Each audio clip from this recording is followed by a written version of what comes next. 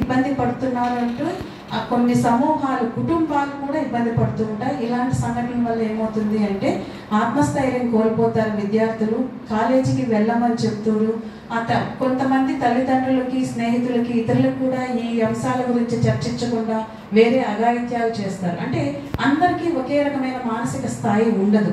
వివిధ రకాల కొందరు టాలరెన్స్ లెవెల్స్ తక్కువ ఉంటాయి, కొందరు చాలా ఎక్కువ ఉంటాయి, కొందరు విపరీతంగా దానికి ఆందోళనకు గురి అవుతూ ఉంటారు, డిప్రెషన్లోకి వెళ్తారు, కాలేజీ మానేసి ఆ తర్వాత అట్లాంటి చేస్తారు. మీకు ఒక పర్సనల్ ఎగ్జాంపుల్తో నేను ఇక్కడ మీకు చెప్పాలనుకుంటున్నాను. నేను ఎస్వి యూనివర్సిటీ కౌన్సిలింగ్ చేస్తూ ఉన్నాను. మేము ఒక కేసు సింపుల్గా జరుగుతున్నటువంటి ఈ ఇంటరాక్షన్ సీనియర్స్ జూనియర్స్ జరుగుతున్నప్పుడు కొద్దిగా అతిక్రమణ జరిగినప్పుడు ఎస్వి యూనివర్సిటీ పోలీస్ స్టేషన్కి పిలిపించి మాట్లాడడం జరిగింది. అప్పుడు ఏమైంది అంటే ఒక విద్యార్థి తండ్రి చాలా ఆవేశంగా వచ్చి మా పిల్లలు మంచి వాళ్ళు అది ఇది అని చెప్పని తీసుకొని వెళ్ళిపోయారు. కానీ అక్కడ ఇంకొక 2-3 పిల్లలు ఉంటే వాళ్ళకి కౌన్సిలింగ్ ఇవ్వడం జరిగింది. కరెక్ట్గా మళ్ళీ సోమవారం సంఘటన జరిగింది.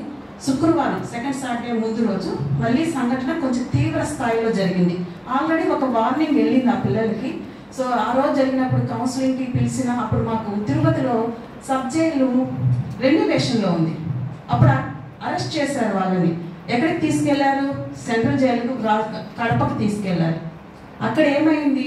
ఈ ఇమోషనల్ ఇంబ్యాలెన్స్ ఈక్విలిబ్రియం అంటాం లేని ఆ విద్యార్థి అక్కడ హ్యాబిచువల్ క్రిమినల్స్తో ఇంటరాక్షన్ అవ్వడము, దానివల్ల అతను చాలా పెద్ద నేరాల్లో మారి జైలు జీవితాల్లో చాలా ఇబ్బందులు ఎదుర్కొన్నారు. ఆ తండ్రి అలాగే ఆ రోజు టీచర్స్ కొంచెం ఎక్కువ జాగ్రత్త తీసుకొని ఆ విద్యార్థిని కౌన్సిలింగ్ మళ్ళీ కూడా బాధ్యతగా మనం మార్చాలి అనే ప్రయత్నానికి సపోర్ట్ చేసి ఉండుంటే ఆ విద్యార్థి జీవితం అంతం అలా అయ్యేది కాదు. కాబట్టి మనం ఏం చేస్తామంటే ఏదో చిన్నగా ఈరోజు మనం కామెంట్ చేసుకున్నాము, నేనే కదా అడిగాము, లేదంటే మనకు రకరకాలు ఉన్నాయి, శారీరకంగా ఉన్నాయి, వర్బల్గా సార్ చెప్పారు ఇప్పుడే, అవన్నీ రకరకాల చర్యల్లో చేస్తూ ఉంటారు. అవి దాని తీవ్రత చేసేటప్పుడు మనకు తెలియదు. కానీ ఒక విద్యార్థి జీవితము ఒక మంచి భవిష్యత్తు ఏర్పరచుకొని ముందుకు వెళ్ళి తల్లిదండ్రులకు సహాయంగా సమాజానికి నిర్మాణాత్మకంగా ఉండాల్సిన వ్యక్తి ఏమయ్యాడు?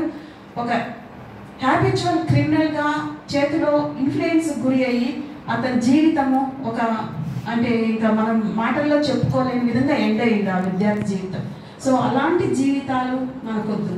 మనం సీనియర్స్ ఉన్నారు ఇక్కడ, మనందరం బాధ్యతాయుతంగా మీ కుటుంబానికి మీ తరగతి గది ఎక్కడో ఒక తరగతిలో జరిగిందంటే పలానా డిపార్ట్మెంట్లో జరిగింది, తరగతికి ఇబ్బందా? పలానా విశ్వవిద్యాలయంలో జరిగింది, విశ్వవిద్యాలయ ఖ్యాతికి ఇబ్బందా?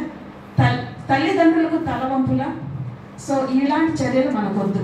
సో మన క్యాంపస్ని ర్యాగింగ్ ఫ్రీ క్యాంపస్గా మనం ఎప్పుడు ముందుకు తీసుకొని వెళ్తాం.